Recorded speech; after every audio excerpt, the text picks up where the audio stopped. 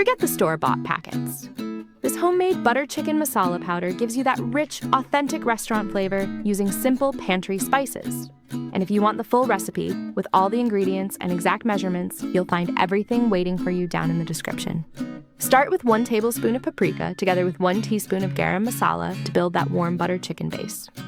Next, add 1 teaspoon of ground cumin along with 3/4 of a teaspoon of ground coriander for a deeper, earthier spice. Now sprinkle in half a teaspoon of turmeric powder, followed by half a teaspoon of chili powder for color and gentle heat. Then add a 1/4 teaspoon of ground cinnamon and a 1/4 teaspoon of ground ginger for subtle warmth. Next, mix in a 1/4 teaspoon of ground cardamom together with 1½ teaspoons of tomato powder for that classic butter chicken tang. After that, add 1 teaspoon of garlic powder along with half a teaspoon of onion powder for savory depth.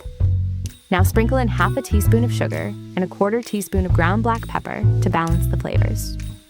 And finally finish with half a teaspoon of dried fenugreek leaves for that signature butter chicken aroma.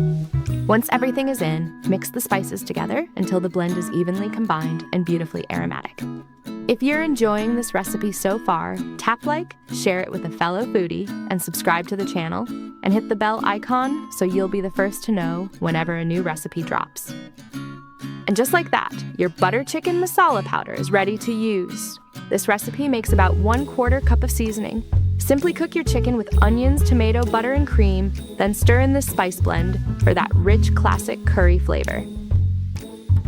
If you have any extra seasoning left, simply store it in a tight-fitting container. This spice blend will stay fresh and flavorful for up to 6 months. If you try this recipe at home, tell us how it turned out and how you use this masala in your cooking. We'd love to hear your delicious results. See you soon again.